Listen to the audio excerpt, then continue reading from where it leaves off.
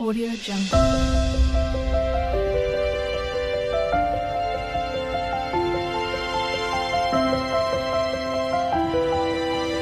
Audio Jungle.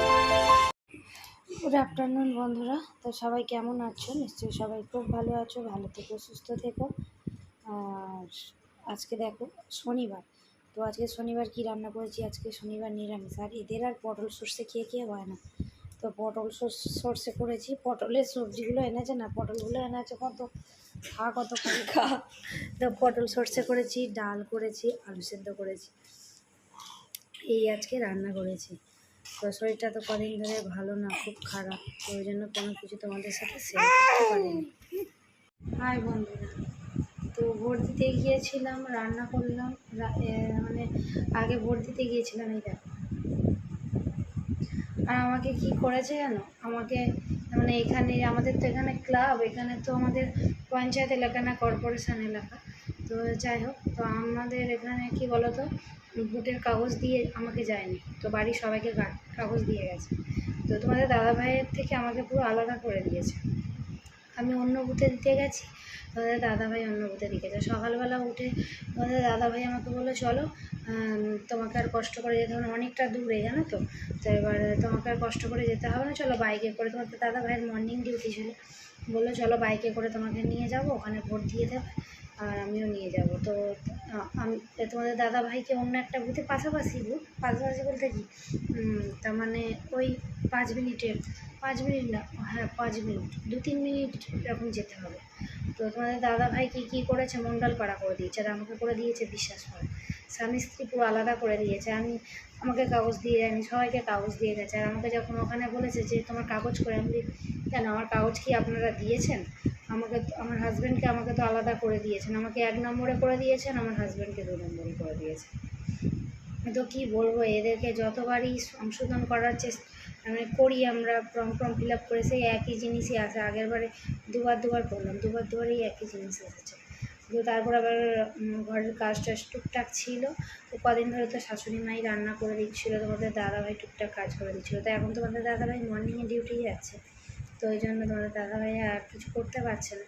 তো আমি সকালবেলা উঠে যতটুকুনি করার ততটুকুনি করছি। আর তারপরে শাশুড়ি মা রান্না করে দিয়েছি। তো আজকে আর আমি শাশুড়ি মাকে কষ্ট দিলাম না, আমি নিজেই রান্না করলাম। তো আগে ভোট দিতে গিয়েছিলাম, মামাকে রেখে গিয়েছিলাম মায়ের কাছে, রেখে দিয়ে আমি ভোটটা দিয়ে এসে রান্না করলাম।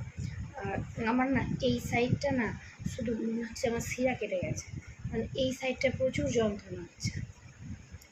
আবার ওষুধ খাচ্ছি, মালিশ দিয়েছি, তো তারপরে দেখছি যে এই সাইডটা যন্ত্রণা হচ্ছে।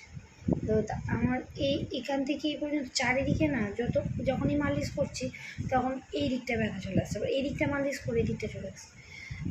তো প্রথম দিনকে তো আমি সারা রাত ঘুমাতে পারিনি, অসহ্য যন্ত্রণা হচ্ছিল। তো এখন মোটামুটি ঠিক আছে, তবে কি শুয়ে আছি, শুয়ে থাকলেই আমার ভালো লাগছে।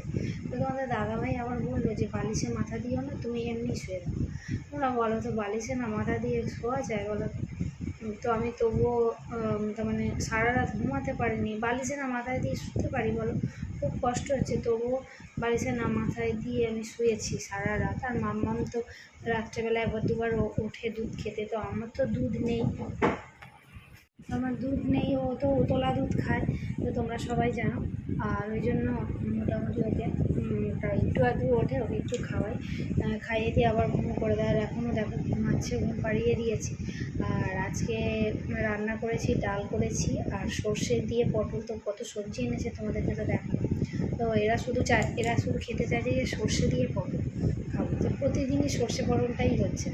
আর কালকে মাছের তরকারি করেছিলাম, কালকে যেহেতু শুক্রবার। আর কালকে তোমাদেরকে কোনো ভিডিও শেয়ার করতে পারিনি, শরীরটা খুব খারাপ ছিল, মানে কিছু শেয়ার করতে পারিনি জানো তো।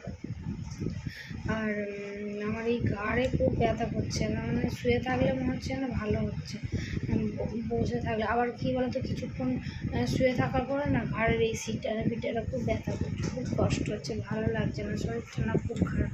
ওই জন্য তোমাদের সঙ্গে ভিডিও শেয়ার করতে পারছি না। আর মাম্মা তো কান্না করছে, ও একটু ওকে খাওয়াতে হচ্ছে। তো তবুও কী বলতো, নিজের মায়ের মতো কেউ হবে না। তো আমার মা আসবে বলেছিল, কিন্তু আমি বললাম না না, তোমাকে আর এত দূরে আসতে হবে, বারে বারে আসতে হবে না, এই সামনে জামাই ষষ্ঠী আছে, যাবো আবার, তো তোমাকে আসতে হবে না, আমি যতটুকুনি পারি ততটুকু। আমার শাশুড়ি মা আবার টুকটাক করে দিয়েছে অনেক কিছু, কদিন ধরে রান্নাও করে দিচ্ছিল, মামকে নিচ্ছিল। এবার এবার মোটা মানুষ, উনিও পারে, সবসময় সবাই নিয়ে থাকে, আমার মেয়েকে সবসময় নিয়ে থাকে। এবার তোমাদের দাদাভাইও টুকটাক করে দিচ্ছিলো।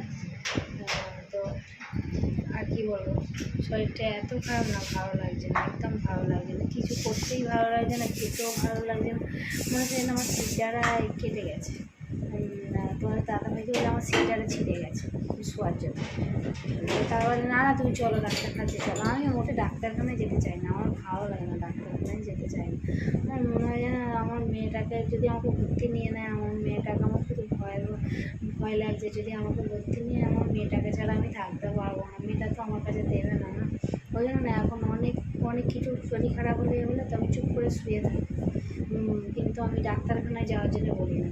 আর এত কষ্ট হচ্ছে, ওদের দাদাভাই বলছে, কিন্তু আমি বলছি না না আমি যাবো না, মামামকে নিয়ে যাবো, ওদের মামামকে মায়ের কাছে রেখে দিয়ে তুমি চলো। আমি বলছি না, আমাকে যদি ভর্তি নিয়ে না, যদি কোনো কিছু হয় আমি মামামকে ছেড়ে যাবো না। তো এই ব্যথা করে নিয়ে শুয়ে আছি, আর কি বলবো, আর পেন কিলার খাচ্ছি। তো যতদূর যা হয় ঠাকুরকে ডাকি যেন তাড়াতাড়ি সুস্থ হয়ে যাই, ভালো হয়ে যাই, আর তোমরা আশীর্বাদ করো, তোমাদের আশীর্বাদ আমার মাথায় আছে সবসময়। তো অবশ্যই তাড়াতাড়ি সুস্থ হয়ে যাব। আর এত তাড়াতাড়ি মরে গেলে আমার মেয়েকে তাকে কে দেখবে, ছেলেটা তবু অনেক বড় হয়ে গেছে, আর মেয়েটাকে কে দেখবে বাবা।